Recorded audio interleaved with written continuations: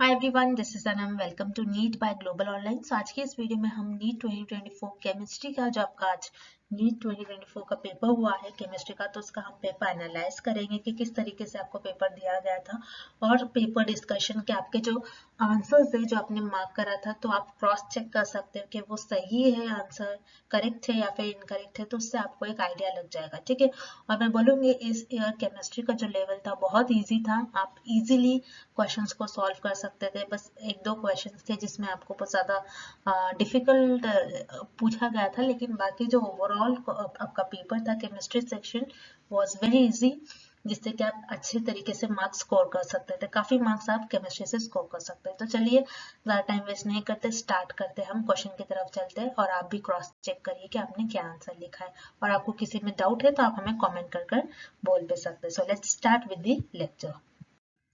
First question here is Fehling solution A is. ठीक है, directly question पूछा गया है, काफी फेमस है। ठीक है, सो बहुत इंपॉर्टेंट। अगेन अब डायरेक्टली इस क्वेश्चन का आंसर मार्क कर सकते हैं। सिंपल क्वेश्चन पूछा गया है। सो आपको सबसे पहले इस क्वेश्चन को सॉल्व करने के लिए पता होना चाहिए कि फेलिंग सोल्यूशन होता क्या है। सो याद रखिएगा, फेलिंग सोल्यूशन आपको बताता है कि अल्डिहाइडिक और कीटोनिक ग्रुप को किस तरीके से डिफरेंशिएट करा जाए। ठीक है, अल्डिहाइड और कीटोन ग्रुप को डिफरेंशिएट करने के लिए फेलिंग सोल्यूशन का यूज करा जाता है। ठीक है, अब फेलिंग सोल्यूशन के दो फॉर्म्स होते हैं, फेलिंग सोल्यूशन ए और फेलिंग सोल्यूशन बी। ठीक है, अगर यहाँ पर हमें क्या पूछा गया, फेलिंग सोल्यूशन ए क्या होता है। सो याद रखिएगा, फेलिंग सोल्यूशन ए होता है आपका copper sulphate, aqueous copper sulphate, CuSO4 copper sulphate. ठीक है, अगर क्वेश्चन में यू पूछा जाता है कि फेलिंग सोल्यूशन बी क्या होता है, तो उस केस में आपका आंसर होता है कि alkaline solution of sodium potassium tartrate, जिसे रोशिल सॉल्ट भी कहते हैं। ठीक है, उस केस में आपका ए होता है अगर फेलिंग सोल्यूशन बी पूछा जाता तब। लेकिन हमें क्वेश्चन में क्या पूछा गया है, फेलिंग सोल्यूशन ए पूछा गया है। So filling solution A क्या होता है आपका, aqueous copper sulfate. So for this question option C here is the right answer. Okay, next. The compound of the molecular formula C6H14 has two tertiary carbons. Its IUPAC name is. ठीक है, so हमें यहाँ पर एक compound का molecular formula already दिया गया है और हमें बताना है कि इसका IUPAC नेम क्या होगा, और हमें क्या दिया गया है फॉर्मूला के साथ साथ कि उसमें टू क्या है, टर्शरी कार्बन्स भी है। ठीक है, सो टर्शरी कार्बन्स पहले अगर हम ड्रॉ करते हैं, sorry, so like that you will gate CH। ठीक है, लास्ट में CH3 टर्शरी कार्बन से यहाँ पर और यहाँ पर लगाइए CH3 एंड CH3। ठीक है, सो अगर आप देखोगे C6 का है 1 2 3 4 5 6। ठीक है, 6 carbons and hydrogen, how many hydrogen are there, 14। So यहाँ पर 3 and 3 6 9 12 13 and 14। ठीक है, सो यहाँ पर ये जो हमारा स्ट्रक्चर बना है, जो हमारा कंपाउंड कुछ इस तरीके से मिलेगा आपको। सो यहाँ पर अगर आप यहाँ से भी नंबरिंग करो या फिर यहाँ से नंबरिंग करो, तो यहाँ पर कुछ चेंजेस नहीं आएंगे। लेफ्ट साइड भी से भी कर सकते हो, राइट साइड से भी, तो वही नंबर आएगा। ठीक है, सेकेंड एंड थर्ड, 1 2 3 एंड 4। तो यहाँ पर आप देख सकते हो सेकेंड एंड थर्ड पोजीशन पर कौन से ग्रुप है, मिथाइल है, और 1 2 3 4 कार्बन से इसलिए ब्यूटेन। सो डाइमिथाइल ब्यूटेन किस नंबर पे है, सेकेंड और थर्ड। इसीलिए इस क्वेश्चन का सही आंसर क्या हो जाएगा, ऑप्शन सी 2,3 डाइमिथाइल ब्यूटेन। तो इस कंपाउंड का ये IUPAC नेम होगा 2,3 डाइमिथाइल ब्यूटेन। बहुत simple question again. So next question, which one of the following alcohols react most readily with Lucas reagent? ठीक है, so इस क्वेश्चन में हमें कुछ स्ट्रक्चर दिए गए हैं अल्कोहल्स के, और हमें फाइंड आउट करना है कि इन सारे स्ट्रक्चर्स में से लुकास रिएजेंट के साथ जल्दी से कौन से वाला अल्कोहल रिएक्ट करेगा रेडिली, यानी बहुत क्विकली कौन सा जो अल्कोहल है वो रिएक्ट करेगा। ठीक है, सो इस क्वेश्चन को सॉल्व करने के लिए पहले तो आपको पता होना चाहिए लुकास रिएजेंट क्या होता है। ठीक है, सो लुकास रिएजेंट हम किस लिए यूज करते हैं, डिफरेंशिएट करने के लिए primary, secondary and tertiary alcohols को। ठीक है, और किस तरीके से हम इसका डिफरेंशिएट करेंगे, by using solution of anhydrous zinc chloride in concentrated HCl। ठीक है, सो इस तरीके से हम लुकास रिएजेंट का यूज करते हैं जिंक, अनहाइड्रस जिंक क्लोराइड में, और in presence of concentrated HCl। अगर आप इसको ट्रीट करेंगे तो आप देखोगे जो लुकास रिएजेंट के साथ जल्दी से जो अल्कोहल है वो टर्शरी अल्कोहल रिएक्ट करेगा because of plus I effect बोल सकते हो आप। ठीक है, सो लुकास रिएजेंट में किस तरीके से रिएक्टिविटी होती है, टर्शरी जो अल्कोहल होता है, टर्शरी अल्कोहल ज्यादा रिएक्टिव होता है then secondary and then primary. इस तरीके से लुकास रिएजेंट की रिएक्टिविटी होती है। तो जो टर्शरी अल्कोहल होता है बिकॉज ऑफ कार्बोकैटायन, इसकी रिएक्टिविटी ज्यादा होती है लुकास रिएजेंट के साथ, इसीलिए इस क्वेश्चन का आंसर सी होगा। ठीक है, नेक्स्ट देन यहाँ पर आपको लिस्ट 1 एंड लिस्ट 2 दिया गया है। इस फिगर में आपको देखना है और करेक्ट ऑप्शन मैच करना है। ठीक है, मैच करना है पेयर के साथ, रिएजेंट्स आपको दिए गए हैं उसके साथ। ठीक है, तो ऑप्शन ए देखेंगे, देख कर ही आप आइडिया लगा सकते हैं। अगेन वेरी सिंपल, अगर हम बेंजीन रिंग को यहाँ पर बीच से कट कर दे, ओ लिखते हैं हम। ठीक है, यानी आपको पता है ये 2 मोल दे रहा है साइक्लोहेक्सेनोन के, तो ये ऑक्सीजन है, हम बीच से कट करते हैं। अगर डबल बेंजीन रिंग हो कुछ इस तरीके से साइक्लोबेंजीन, तो ये कब करते हैं हम, ओजोनोलिसिस में। ठीक है, तो ये फर्स्ट का क्या हो जाएगा आपका, फोर्थ हो जाएगा। ठीक है, ये हो जाएगा ये फर्स्ट का फोर्थ।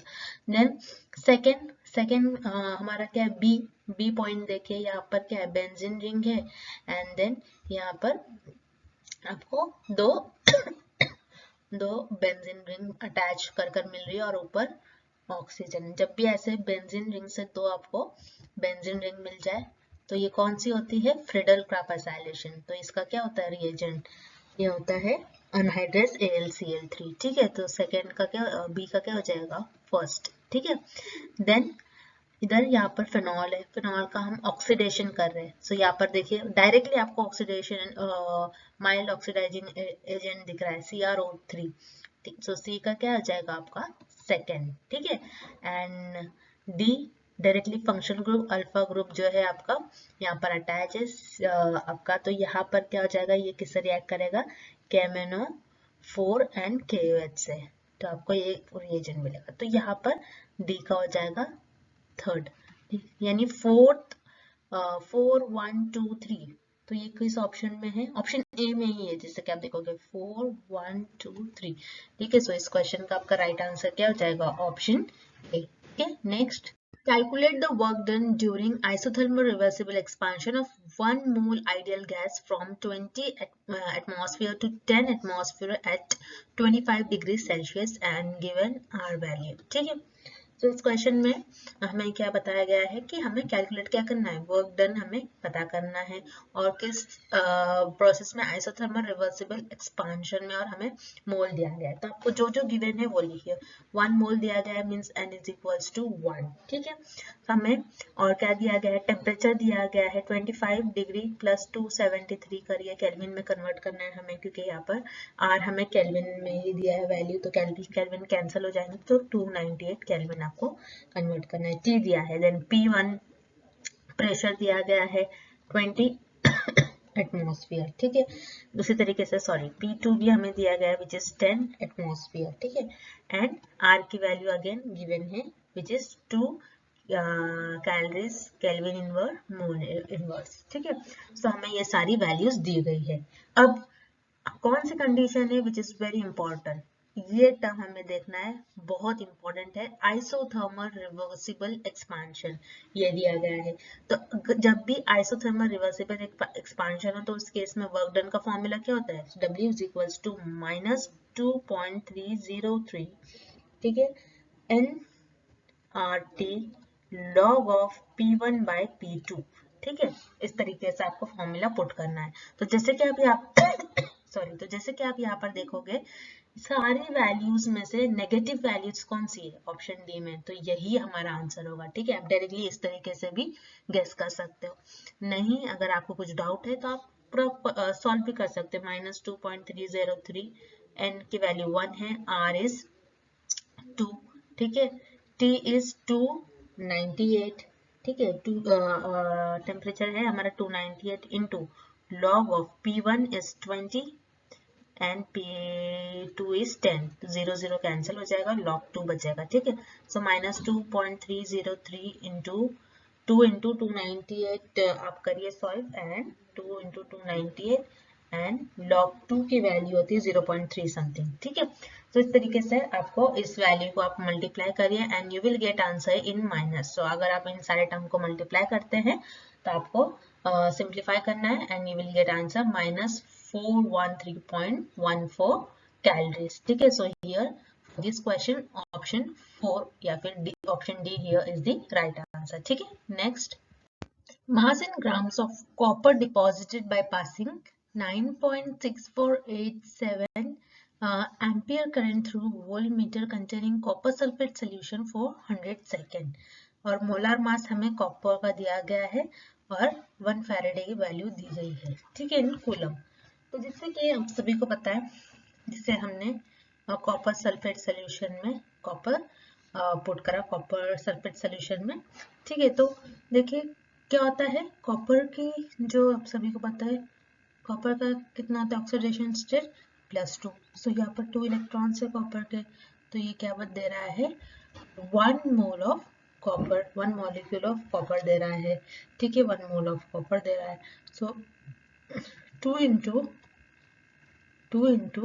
1 मोल हो गए, ठीक है, 1 मोल ऑफ इलेक्ट्रॉन। सो 1 मोल क्या दे रहा है कॉपर दे रहा है, ये आप सभी को पता है। तो 1 मोल ऑफ कॉपर, कॉपर का हमें वेट पता है कितना है 63 ग्राम्स, ठीक है, हमें दिया गया है। और 2 इंटू हमें 1 मॉलिक्यूल का पता है कितना होता है 6.022, वो तो एवोगैड्रोस नंबर जितना होता है, लेकिन यहाँ पर हमें 1 फैराडे की वैल्यू दी गई है। तो 2 इंटू जो भी है हम लेफ्ट साइड में मल्टीप्लाई करेंगे 6487, जो कि हमें 36 ग्राम ऑफ कॉपर दे रहा है, ठीक है। ये रही हमारी इक्वेशन। सो इसका आप जिस तरीके से आप यहाँ पर जैसे 1 कूलम, ठीक है, सॉरी ये कूलम में है, ठीक है, ये कूलम में है वैल्यू हमारा। सो 1 कूलम इज इक्वल्स टू 63, और इसका आपको यूनिटरी मेथड अप्लाई करना है which is 2 into 96487 grams of copper, ठीक है। ये इक्वेशन सॉरी ये इक्वेशन बहुत इंपॉर्टेंट है, आप ये नहीं बल्कि ये इक्वेशन को आप बॉक्स बनाइए, this equation is very important, ठीक है। ये हमको इक्वेशन मिल गई। अब पता है हमें चार्ज का क्या होता है, Q is equals to IT, ठीक है। तो Q is equals to 9 point हमें दिया गया है charge 648 into time is 100। So Q क्या आ जाएगा हमारा 9, 2 zeros के बाद है तो 964.87 हमारा ये चार्ज आ गया, करंट हाँ चार्ज आ गया, Q आ गया। तो 1 कूलम इज इक्वल्स टू, यहाँ पर आप देखिए 63 1 कूलम, हमें इस इक्वेशन की जरूरत पड़ेगी, इक्वेशन 1 नाम दे दो जिसको, ठीक है। 1 कूलम का हमने निकाला था। सो 2 इंटू 96487 ये हमें पता लग गया ऑफ कॉपर, ठीक है। अब 1 कूलम की हमारे पास जो वैल्यू है विच इज 96487, ठीक है। इसको आप सिंप्लीफाई करिए, यहाँ पर यही नंबर से यहाँ पर मल्टीप्लाई करिए, ठीक है, क्योंकि इन्होंने अब देख लो ये वैल्यू और ये वैल्यू जानबूझकर सेम दी है, ठीक है। इसको भी आप लेफ्ट साइड में मल्टीप्लाई कर दो कूलम एंड 63 इंटू 2 इंटू 6.487, ताकि ये जो नंबर है दोनों सेम है तो ये कैंसिल हो जाएंगे समहाउ, ठीक है। तो ये इस तरीके से आपका होगा, मैं यहाँ पर लिख देती हूँ, जगह कम है तो आप समझ जाना स्टूडेंट्स, ठीक है। तो यहाँ पर ये हो जाएगा आपका 63/2 इंटू 100 हो जाएगा आपका, ठीक है। आप डेसिमल शिफ्ट वगैरह करिए तो ये टर्म समहाउ कैंसिल हो जाएगा आपका, ठीक है। तो अगर आप इसको सिंप्लीफाई करोगे इस टर्म को, so you will get 31.5 something divided by 100, तो you will get 0.315 ग्राम, ठीक है। तो इस तरीके से पहले हमने क्या करा, पहले हमने देखा कि 2 कॉपर का ऑक्सीडेशन स्टेट 2 था, तो उसको हमने 2 इलेक्ट्रॉन से हमने 1 कॉपर डिपॉजिट हो रहा है, ठीक है, इलेक्ट्रोड पर। तो उस तरीके से हमने चार्ज निकाला, देन कूलम में कूलम वैल्यू निकाली, 1 कूलम में कितने कॉपर होंगे, ठीक है, 63/2 इंटू 9648, ये दिस इक्वेशन। फिर इसी इक्वेशन का यूज करके हमने Q वैल्यू निकाली और उसके बाद इक्वेशन को सारे हमने सॉल्व करा, ठीक है। तो ये विल गेट 0.315 ग्राम, ठीक है, ऑफ कॉपर, यहाँ पर इतना प्रेजेंट होगा मास ऑफ कॉपर का, ठीक है। देन नेक्स्ट देखते हैं अब हम, a compound X contains 32% of A, 20% of B and remaining percentage of C. Then the empirical formula of X is, और हमें given है atomic masses of A, B and C, ठीक है। So again very simple question, आप इससे orally भी solve कर सकते हैं, तो बहुत सिंपल क्वेश्चन है। तो चलिए हम इसे सॉल्व करते हैं जल्दी से। तो हमें क्या दिया गया है, ए बी परसेंटेज दिया गया है कंपाउंड के, और रिमेनिंग सी कहा गया है, ठीक है। सो 32 प्लस 20 इज 52, ठीक है। So remaining 52 100 minus 52 will be 48, ठीक है। सो 48%। सो यहाँ पर हमारा ये सी निकल गया विच इज 48%, ठीक है। ए क्या है, 32% है, बी 20% है, तो सी 48% हो जाएगा आपका, ठीक है। और हमें क्या फाइंड करना है, एम्पेरिकल फॉर्मूला क्या किस तरीके से होगा, ठीक है। हमें ये फाइंड आउट करना है एक्स का, ठीक है। तो एक्स इज इक्वल्स टू ए, हमें जो परसेंटेज दिया गया है उससे हमको एटॉमिक मास हम डिवाइड करेंगे तो हमें मिल जाएगा एम्पेरिकल फॉर्मूला यही होता है, ठीक है। सो जो परसेंटेज दिया गया है जैसे ए इज 32 डिवाइडेड बाय 64 करिए, उसी तरीके से बी कितना दिया गया है 20 डिवाइडेड बाय बी का एटॉमिक मास इज 40, उस तरीके से सी का परसेंटेज कितना है 48 डिवाइडेड बाय 32 एटॉमिक मास दिया गया है, ठीक है। सो यहाँ पर आप सॉल्व करिए, 31 वन जा एंड 2 जा, 21 जा 22 जा, एंड इस तरीके से ये 3 जा एंड 2 जा, ठीक है। तो इस तरीके से हमारा ये फॉर्मूला आ जाएगा। सो ए हाफ हो जाएगा, B again half and C is 3/2। तो यहाँ पर देखिए बेस सेम है तो सबको 2 से मल्टीप्लाई करिए, तो 2 से मल्टीप्लाई करने के बाद ए हो जाएगा 1, बी हो जाएगा अगेन 1 एंड सी हो जाएगा 3। तो ए बी सी 3, तो ये किस ऑप्शन में है, ऑप्शन नंबर बी। तो यहाँ पर एम्पायरिकल फॉर्मूला कुछ इस तरीके से बनेगा। सो यहाँ पर B is the right answer, ठीक है। Next, the Henry's law constant KH values of three gases A, B, C in water are 145, 2 into 10 raised to minus 5 and 35 kilobar respectively. The solubility of these gases in water follow the order, ठीक है। So again simple question है बहुत, Henry's law आपको याद होना चाहिए। Henry loss क्या होता है कि एच वैल्यू जो है 3 गैसेस की हमें दी गई है, ए के लिए है 145, ए की वैल्यू दी गई है 145, बी की वैल्यू दी गई है 2 into 10 raised to minus 5 and सी की वैल्यू दी गई है 35 किलो बार में, ठीक है। सो हमें यहाँ पर क्या फाइंड आउट करना है, इनकी सॉलिबिलिटी क्या होगी। तो याद रखिए आप सभी को पता है कि जो है इनवर्सली प्रोपोर्शनल होता है सॉलिबिलिटी के, ठीक है।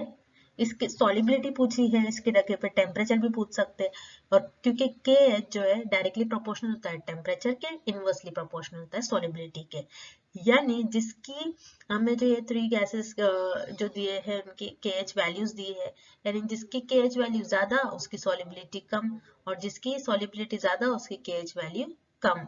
तो हमें क्या फाइंड आउट करना है, the Henry's law KH value, ठीक है, KH वैल्यू फाइंड आउट करना है। तो जिसकी सॉल्युबिलिटी कम होगी उनकी KH वैल्यू सबसे ज्यादा होगी। सॉल्युबिलिटी किसकी कम है, ए बी और सी में से सबसे कम है बी की, तो सबसे पहले बी जो है बी की KH वैल्यू ज्यादा होगी, क्योंकि यहाँ पर सॉल्युबिलिटी किसकी कम है, बी की सबसे कम है, तो KH बी का सबसे ज्यादा होगा, ठीक है। देन उसके बाद उससे कम क्या है 35 वैल्यू है, यानी सबसे फिर सी आएगा, ठीक है। उससे कम क्या होगी सी, सबसे ज्यादा बी की KH वैल्यू होगी, फिर सी की होगी, और सबसे कम ए की होगी, क्योंकि इसकी सॉलिबिलिटी जो है ए की आपकी क्या है KH वैल्यू, सॉलिबिलिटी जो है KH वैल्यू क्या है ए की ज्यादा है, इसलिए सॉलिबिलिटी सबसे कम होंगी, इसलिए के बाद में आया, ठीक है। तो इस ऑर्डर में आपकी KH जो वैल्यू है इस तरीके से आएगी, ठीक है। सो for this question option B here is the right answer, ठीक है, क्योंकि सॉलिबिलिटी सबसे कम किसकी है एक ही है, तो यहाँ पर ये ऑर्डर फॉलो करना है आपको, ठीक है। Next, the plot of osmotic pressure which is pi, ठीक है, versus the concentration mole per liter gives a straight line with a slope 25.73 liter per mole inverse the temperature at which the osmotic pressure measurement is done, ठीक है। तो हमें basically यहाँ पर temperature find out करना है, ठीक है, और हमें पाई दिया गया है osmotic pressure pi versus concentration का हमें प्लॉट दिया गया है, ठीक है, पाई वर्सेस कॉन्सेंट्रेशन ये हमें दिया गया है। सो यहाँ पर हमें स्लोप की वैल्यू भी दी गई है, ठीक है। So pi is equal to हम ऐसा लिख सकते हैं, pi is equal to C R T, ठीक है, and Y is equal to slope की क्या होती है एम एक्स, ठीक है। यहाँ पर y क्या होता है और x क्या होता है, x is nothing but your c concentration, ठीक है। तो स्लोप की वैल्यू कुछ इस तरीके से होगी आपके sorry, slope is nothing but your m, ठीक है, m इज इक्वल्स टू, अगर इक्वेट करो इक्वेशन को तो RT हो जाएगा, ठीक है। सो RT की वैल्यू क्या होगी, यहाँ पर हमें दिया गया है स्लोप की value 25.73 litre bar mole inverse दी गई है, ठीक है। So RT is equals to 25.73, so R की वैल्यू जो है यहाँ पर R की वैल्यू आपको दी गई है T 25.73, R यहाँ पर मल्टीप्लिकेशन में नीचे लेकर आओ डिवीजन में हो जाएगा 0.083, इसको सिंप्लीफाई करो so you will gate 310 in kelvin, लेकिन हमें जो टेम्परेचर है डिग्री सेल्सियस में दिया गया है, सो केल्विन को डिग्री सेल्सियस में करने के लिए 310 माइनस 273 करना है, सो यू विल गेट 37, ठीक है। तो यहाँ पर जो टेम्परेचर होगा ऑस्मोटिक प्रेशर मेजरमेंट हम करेंगे जिसमें, तो वो टेम्परेचर होगा आपका 37 degree. So for this question option C here is the right answer, ठीक है। Next, the reagent which do not react with glucose are, glucose के साथ कौन सा रिएजेंट रिएक्ट नहीं करते हैं वो हमें बताना है, ठीक है। तो first is skips reagent, Tollens reagent, HCN, NH, SO3 and NH2OH, ठीक है। तो जिससे कि स्किप रिएजेंट के साथ जो है ग्लूकोज रिएक्ट नहीं करता है, वैसे टॉलेंस रिएजेंट के साथ रिएक्ट करता है, जिससे कि ग्लूकोज साइक्लिक स्ट्रक्चर वगैरह बनाता है, HCN के साथ बनाता है, साइनोहाइड्रीन वगैरह देता है, ठीक है।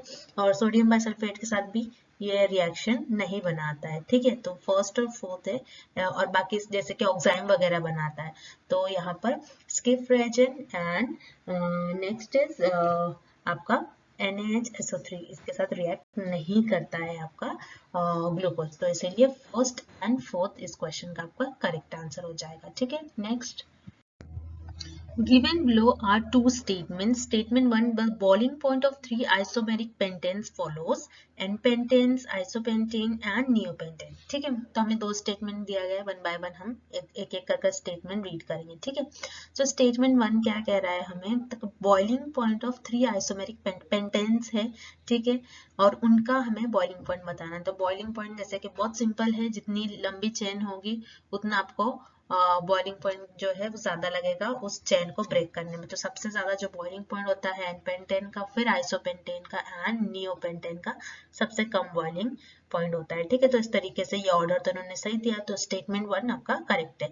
Then statement 2, when branching increases the molecule attains the shape of sphere, this result the smaller surface area of contact due to which the intermolecular forces between the molecules are weak and thereby lowering the boiling point. Yes, जब भी branch जैसे कि यहाँ पर neopentane है तो यहाँ पर क्या हो रहा है, ब्रांचिंग वगैरह इंक्रीज हो रहे हैं, तो ब्रांचिंग इंक्रीज हो रहे हैं तो यहाँ पर सरफेस एरिया कम हो जाएगा, तो सरफेस एरिया कम होने की वजह से यहाँ पर आप इजीली जो है बॉइलिंग पॉइंट ब्रांचेस जो है वो वीक हो जाते हैं और टूट जाते हैं हमारे जो मॉलिक्यूल है स्ट्रक्चर। तो इस तरीके से उन्होंने बस रीजन बताया है आपको सेकेंड स्टेटमेंट में। तो first and second both the statements are correct. बहुत सिंपल है, बहुत ईजी क्वेश्चन पूछा गया है, नीट पॉइंट ऑफ व्यू से तो बहुत इजी क्वेश्चन है ये, ठीक है। इजीली आपको यहाँ पर मार्क्स स्कोरिंग क्वेश्चन है, ठीक है, बहुत सिंपल है। आगे तो यहाँ पर ऑप्शन सी जो है इस क्वेश्चन का आपका ये राइट आंसर होगा, ठीक है। First and second both the statements are correct, ठीक है। Next, on heating some solid substances changes from solid to vapor state without passing through liquid state, the technique used for the purification of such solid substance. So based on the above principle is known as. So हमें एक तरीके से एक definition दी गई है। तो बहुत simple question है ये, तो मान लीजिए बहुत ही सिंपल क्वेश्चन, बहुत बेसिक क्वेश्चन आपसे पूछा गया है। मैंने आपको पढ़ाया था प्रीवियस ईयर क्वेश्चंस में भी मैंने आपको पढ़ाया था, और मैंने एक इमेज के थ्रू भी आपको ये क्वेश्चन को सॉल्व करवाया था, ठीक है। तो यहाँ पर हमें क्या पूछ रहा है, हमने सॉलिड सब्सटेंस को हीट करा और सॉलिड दो के चेंज हो रहा है डायरेक्टली सॉलिड से वेपर स्टेट में, लेकिन वो लिक्विड नहीं बन रहा है, तो उस प्रोसेस को क्या कहेंगे हम। तो ये वाली आपको इमेज याद रखनी थी, सॉलिड से वेपर बन रहे हैं, नहीं वेपर गैसेस बन रहे हैं, ठीक है, वेपराइज हो रहा है, तो हमको लिक्विड नहीं फॉर्म करना है, डायरेक्टली वो वेपर बनाए, तो उस प्रोसेस को क्या कहते हैं, सब्लिमेशन, ठीक है। तो यही था आपका आंसर, बहुत सिंपल क्वेश्चन है, नीट ने इस बार ही पूछा है आपसे, ठीक है। तो यहाँ पर आपका ऑप्शन डी करेक्ट हो जाएगा, sublimation. Okay, next, given below are two statements. First statement, aniline does not undergo Friedel-Crafts alkylation reaction, ठीक है। And second statement, aniline cannot be prepared through Gabriel synthesis. तो हमें दो स्टेटमेंट दिया गया है, हमें फाइंड आउट करना है कि दोनों स्टेटमेंट सही है या फिर गलत है, ठीक है, करेक्ट है या फिर इनकरेक्ट है। अभी Friedel-Crafts alkylation reaction with aniline, तो हम कर देखते हैं, aniline है, ठीक है, aniline जो कि प्लस एन की तरह, और यहाँ पर एनिलीन रिएक्ट करेगा, ठीक है। नाइट्रोजन के ऊपर लोन पेयर रहता है, ये बेंजीन रिंग पर यहाँ पर अटैक करेगा, तो यहाँ पर हमें फ्रीडल-क्राफ्ट अल्काइलेशन से रिएक्ट करना है। सो RX प्लस Al X3, ठीक है, मान लीजिए, और हमने इसको हीट करा, सो ये क्या देगा, ये एक यहाँ पर क्या होगा, एल्यूमिनियम जो है यहाँ पर नाइट्रोजन के पास अटैक करेगा, सो ये हो जाएगा NH3 और AlX3, तो ये क्या बन जाएगा, ये पॉजिटिव या नेगेटिव, एक तरीके का सॉल्ट, एक तरीके का ये क्या बन रहा है, यहाँ पर कॉम्प्लेक्स बना ले रहा है, ठीक है, यहाँ पर क्या बना ले रहा है, कॉम्प्लेक्स बना रहा है। RX जो है ये अटैक बाद में ये अटैक नहीं कर पाएगा, ठीक है, तो यहाँ पर ये कॉम्प्लेक्स ही बना ले रहा है, तो यहाँ पर कोई भी हमारा अल्काइलेशन वगैरह ग्रुप नहीं बन रहा है, इसीलिए यहाँ पर ये सही है, एनिलीन जो है फ्रीडल-क्राफ्ट अल्काइलेशन रिएक्शन में नहीं जाता है। Then statement 2, aniline can not be prepare through Gabriel synthesis. Yes, phthalimide जो होता है, जैसे कि गैब्रियल सिंथेसिस क्या होता है, थैलेमाइड होता है, ठीक है, थैलेमाइड को E double bond C NH, ठीक है, NaO, ठीक है, ये थैलेमाइड है, इसको हमको गैब्रियल सिंथेसिस से रिएक्ट करना है, यानी हमें KOH से रिएक्ट करना है। देन सेकेंड RX से रिएक्ट होता है, ठीक है, और OH से रिएक्ट होता है, तो यहाँ पर क्या है, SN2 मैकेनिज्म आना चाहिए। तो यहाँ पर अगर हम इस रिएक्शन को सॉल्व करते हैं, अगर आप इस रिएक्शन को सॉल्व करेंगे, so what you will get here is, so अगर यहाँ पर X ग्रुप आता है लोन पे, तो यहाँ पर ये अटैक नहीं कर पाएगा, ठीक है, SN1 SN2 दोनों नहीं कर पा रहा है, तो यहाँ पर गैब्रियल सिंथेसिस भी एनिलीन नहीं कर पाता है, तो इसीलिए स्टेटमेंट 1 एंड 2 दोनों भी यहाँ पर करेक्ट दिया है। Aniline does not undergo Friedel-Crafts alkylation reaction and also Gabriel synthesis से भी नहीं प्रिपेयर्ड होता है एनिलीन, ठीक है, इसलिए यहाँ पर ऑप्शन सी जो है आपका ये करेक्ट हो जाएगा, ठीक है। Next, The product A and B obtained in the following reaction. So हमें ये रिएक्शन दी गई है, इसमें हमें प्रोडक्ट A और B क्या होगा वो हमें बताना है, ठीक है। तो ROH 3ROH है, सॉरी यहाँ पर है 3ROH plus PCl3 gives 3RCl plus A, ठीक है, ये रिएक्शन है और हमें A प्रोडक्ट फाइंड आउट करना है। तो किस तरीके से करेंगे फर्स्ट रिएक्शन का, तो ROH को इस तरीके से लिखेंगे क्योंकि 3 मोल्स है हमें दिया गया, ठीक है, ROH एंड ROH इस तरीके से लिखे, प्लस किसके साथ, PCl3 के साथ, P और Cl3 को कुछ इस तरीके से स्प्लिट कर लिख लीजिए, ठीक है। तो ये देखिए, ये एक ऐसा बॉक्स यहाँ पर बनाइए, ये क्या हो गया, PO3, ये हमारा बन गया, ठीक है, इतना क्लियर है आप सभी को। प्लस सॉरी गिव्स क्या है, यहाँ पर हमें किसके साथ रिएक्ट करना है, 3RCl, ठीक है, तो यहाँ पर क्या बचा, H3 आ जाएगा, ठीक है, H3 and PO3, ठीक है, हाइड्रेशन के बाद H3PO3 आपको मिल जाएगा। ठीक है, उसी तरीके से अब second reaction is ROH and PCl5 के साथ इन्होंने दे रखा है आपको। ठीक है, ROH, ठीक है, एंड PCl5। तो इस तरीके से लिखिए Cl and PCl3 and Cl, 3Cl and 2Cl। ठीक है, इस तरीके से, और ये HCl बनेगा, POCl3 बनेगा। ठीक है, तो इस तरीके से होगा POCl3। ठीक है, POCl3 एंड H3PO3। तो POCl3 एंड H3PO3, ये ऑप्शन बी में हमें दिया गया है। Option be here is the right answer. ठीक है, next, given the following sequence of reaction. ठीक है, तो हमें इस रिएक्शन को सॉल्व करना है और बताना है सी प्रोडक्ट हमारा क्या बनेगा, और जिस भी सी प्रोडक्ट बनेगा वो हमारा मेजर प्रोडक्ट होगा। ठीक है, the major product C product जो बनेगा हमें वो बताना है इस रिएक्शन में। ठीक है, सो यहाँ पर क्या है, methyl iodide ethyl iodide NaCN से रिएक्ट करेगा। ठीक है, तो साइनाइड बनाएगा। किस तरीके से साइनाइड बनाएगा, CH3CH2 और I की जगह बस CN डाल दो, ये हमारा बना। देन हमें साइनाइड का पार्शियल हाइड्रोलिसिस करना है। याद रखिएगा, जब भी पार्शियल हाइड्रोलिसिस करने के लिए कहा साइनाइड का, मीन्स यहाँ पर क्या बनेगा, हमारा अमाइड बनेगा। ठीक है, या फिर पार्शियल हाइड्रोलिसिस है, अगर इसकी जगह कंप्लीट हाइड्रोलिसिस देता हमें तो उस जगह पे क्या बनता, कार्बोक्सिलिक एसिड। लेकिन हमें पार्शियल हाइड्रोलिसिस दिया गया है तो यहाँ पर क्या बनेगा, अमाइड बनेगा। CH3CH2 C double bond O bond NH2। ठीक है, ये हमारा अमाइड बन गया।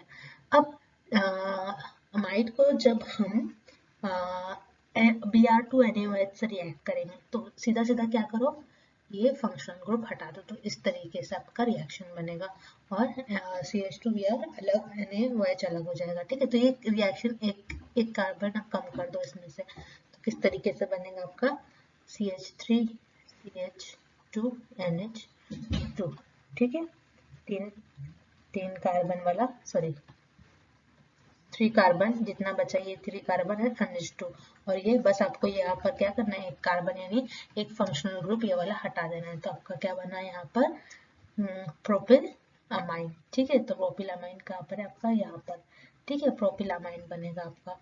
सो for this question option A here is the right answer. यहाँ पर एक और CH2 आएगा। ठीक है, ये प्रोपिल अमाइन आपका बनेगा, तो यहाँ पर आपका करेक्ट आंसर आ जाएगा ऑप्शन ए। ठीक है, next, arrange the following elements in increasing order of electronegativity: nitrogen, oxygen, fluorine, carbon and silicon. ठीक है, choose the correct answer from the given option. ये ऑप्शंस दे रखे हैं हमें और हमें बताना है कि करेक्ट ऑप्शन क्या होगा। तो जैसे कि आप सभी को पता है इलेक्ट्रोनेगेटिविटी क्या होता है, पहले तो आपको ये पता होना चाहिए। इलेक्ट्रोनेगेटिविटी मतलब एबिलिटी ऑफ एटम, एटम की क्या एबिलिटी है जो वो अट्रैक्ट करे आपके इलेक्ट्रॉन को, किस तरीके से शेयर करना है उसको अट्रैक्ट करे।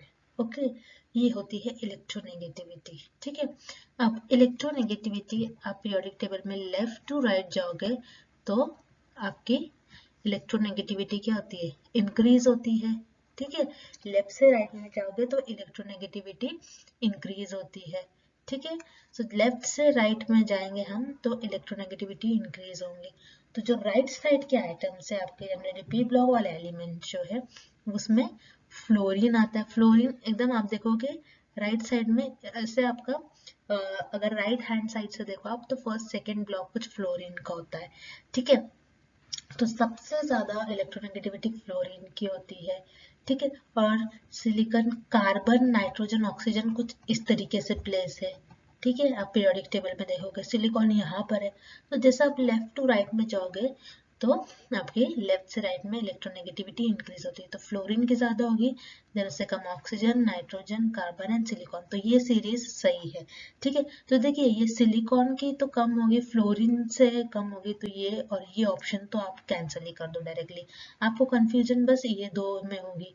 ठीक है, सिलिकॉन आएगा फिर कार्बन आएगा, लेकिन यहाँ पर डायरेक्टली नाइट्रोजन दे रखा है तो ये तो नहीं होगा, तो इस तरीके से होगा। तो आपको इलेक्ट्रोनेगेटिविटी पता है, सिलिकॉन की 1.8 होती है, कार्बन की कुछ 2.5, नाइट्रोजन की 3.0, ऑक्सीजन की 3.5 एंड फ्लोरीन की 4.0। इस तरीके से इलेक्ट्रोनेगेटिविटी होती है। For this question option A here is the right answer. ठीक है, next match list 1 with list 2। ठीक है, सो हमें यहाँ पर चूज करना है तो correct answer from the options given below. तो लिस्ट 1 एंड लिस्ट 2 दी गई है, तो जैसे कि हमें मॉलिक्यूल दिया है और मॉलिक्यूल में बॉन्ड्स कितने होते हैं। बहुत सिंपल है, अगेन क्वेश्चन हम फर्स्ट चैप्टर में ही पढ़ते हैं। ठीक है, सो यहाँ पर जैसे कि इथेन दिया है, इथेन में कितना होता है 1 पाई बॉन्ड होता है। इथीन में होता है 1 पाई एंड 1 सिग्मा बॉन्ड। ठीक है, उसी तरीके से कार्बन मॉलिक्यूल में होता है आपके 2 पाई बॉन्ड्स होते हैं एंड इथाइन में होता है 1 pi and again 2 pi and 1 sigma bond होते हैं। तो इस तरीके से ये पेयर्स बनते हैं। तो ये आपका करेक्ट ऑप्शन है, ऑप्शन ए में दिया गया, इसलिए इस क्वेश्चन का आपका करेक्ट आंसर ऑप्शन ए होगा। ठीक है, next among the group 16 elements, which one does not show -2 oxidation state? ठीक है, तो इस क्वेश्चन में हमें क्या पूछ रहा है, ग्रुप 16 एलिमेंट्स में कौन से एलिमेंट्स ऐसे हैं जो -2 ऑक्सीडेशन स्टेट शो नहीं करते हैं। ठीक है, तो सबसे पहले कॉन्सेप्ट ये है कि जैसे टॉप से बॉटम में हम आते हैं तो आयनाइजेशन एनर्जी डिक्रीज होती है और टॉप से बॉटम में मेटालिक कैरेक्टर क्या होता है, इंक्रीज होता है। ठीक है, टॉप से बॉटम में आयनाइजेशन एनर्जी डिक्रीज होगा लेकिन मेटालिक कैरेक्टर क्या हो रहा है, इंक्रीज हो रहा है, यानी प्लस चार्जेस इंक्रीज हो गए जैसे आप टॉप से बॉटम में आओगे। सो सबसे बॉटम में क्या है, पोलोनियम है, इसलिए यहाँ पर आपका आंसर पोलोनियम होगा।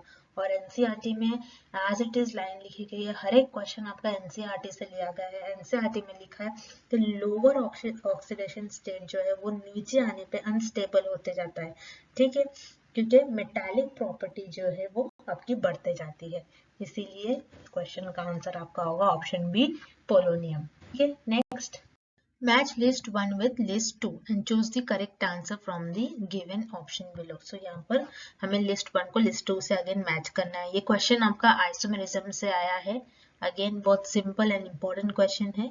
ठीक है, तो यहाँ पर जैसे कि ये कॉम्प्लेक्स दिए गए हैं और हमको उनको क्या बताना है, आइसोमेरिज्म बताना है। ठीक है, then first complex here is, यहाँ पर देखिए बीच में NO2 है, जब भी NO2 आता है मतलब किसकी बात होती है, लिंकेज की बात होती है। ठीक है, सो यहाँ पर आपका फर्स्ट ए का आ जाएगा सेकेंड पॉइंट। देन उसी तरीके से SO4 and Br, so Br को इधर भेज दो एंड SO4 को बाहर निकाल दो, तो ये किस में होता है आपका आयनाइजेशन। ठीक है, तो ये थर्ड हो जाएगा।